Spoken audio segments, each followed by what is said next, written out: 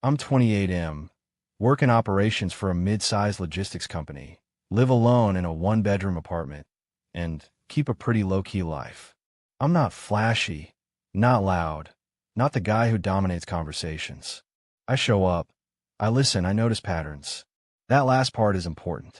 I met her through mutual friends at a casual backyard hangout.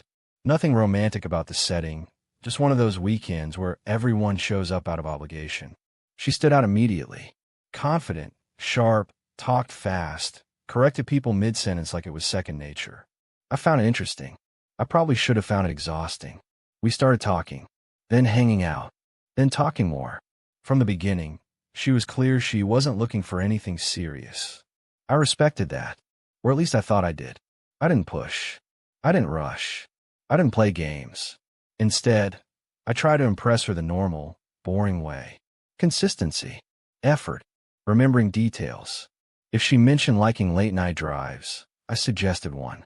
If she said work was overwhelming, I didn't demand attention. I gave space. If she canceled plans, I didn't guilt her. It never seemed to land. She liked the attention, but not the investment. I didn't understand the difference at the time. Every time I leaned in, she leaned back just enough to keep control. She'd say things like, "You're really sweet, just don't get attached," and then call me late at night to vent for hours. She'd say she didn't want labels, then get irritated if I didn't text her first the next morning. I finally asked her, straight up, "What do you actually want from me?" She smiled and said, "Why do you always need to make things complicated?" That was my first real warning sign. I ignored it. I kept adjusting myself. Better clothes. More confidence. Less availability. More availability. I was constantly tweaking my behavior, like maybe I just hadn't found the right version of myself yet. Meanwhile, her sense of entitlement grew quietly. She expected rides. Expected help moving. Expected emotional support whenever she needed it. Expected me to drop plans if she called. But the moment I asked for clarity or consistency, she pulled back and accused me of pressure. "You're overthinking," was her favorite line. Things came to a head on a night that should have been normal.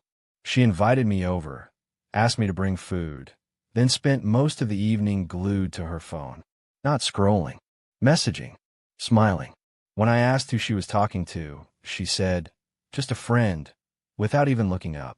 Later that night, completely casually, she mentioned she'd gone out with someone else the previous weekend. Not as a confession, more like she was watching to see how I'd react. "I didn't think we were exclusive," she said. I stayed calm. I said, "That's fine, I just need to know where I stand." She sighed like I'd annoyed her.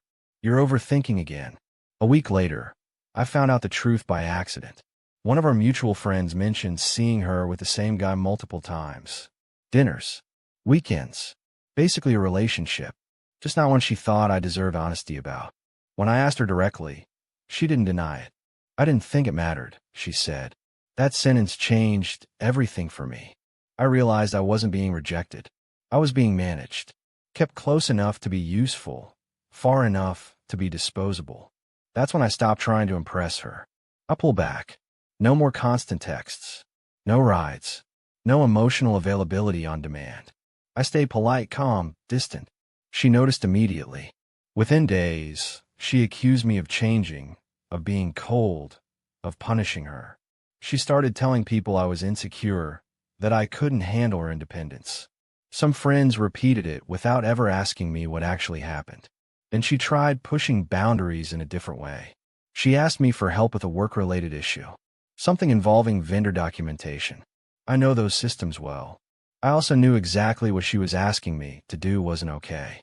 It wasn't huge fraud or anything dramatic, but it crossed compliance lines and could have come back on me. I told her no. She laughed and said, "Relax, everyone does it." I didn't budge. After that, her attitude flipped. She became dismissive, told people I was unreliable, claimed I promised help and backed out, started framing herself as the victim who'd been led on. What she didn't know was that I already had everything documented. Messages, requests, timelines. Nothing illegal, nothing hacked. Just things she'd sent me assuming I'd always say yes. I didn't confront her again. I didn't argue. I chose the alternate way. I submitted a formal report through the proper channel. Not anonymously. Just facts, dates, screenshots, and context. No emotional language. No commentary. Then I stepped back. The process took weeks, which is how it actually works. Interviews, reviews, audits. No instant drama. She called me angry. Said I betrayed her. Said I was doing this because she chose someone else. Said I was trying to ruin her life. I told her calmly, "You assumed I'd cover for you. I didn't." She tried to flip the narrative, claimed I was retaliating, tried to imply harassment. None of it stuck. Facts don't bend just because someone's upset. She was let go. Not loudly. Not publicly. Just officially. The guy she'd been seeing distanced himself almost immediately. Turns out confidence fades fast when consequences show up. After that, the story she'd been telling people started to fall apart. Friends who'd labeled me insecure started asking questions. A few apologized. A few disappeared. I didn't chase either group. The last conversation we ever had was short. She said, "You didn't have to take it that far." I said, "I went exactly as far as you pushed me." And that was it. I didn't get satisfaction from hurting her. What I got was clarity. I learned that trying to impress someone who benefits from your confusion only shrinks you. Some people don't dismiss you because you're not enough. They dismiss you because you won't let them keep control. Choosing the alternate way wasn't about revenge. It was about refusing to keep paying the price for someone else's entitlement. If this sounds familiar to you, trust your instincts. And if you want more stories about quiet decisions that change everything, then subscribe to the channel. Sometimes the best move isn't louder.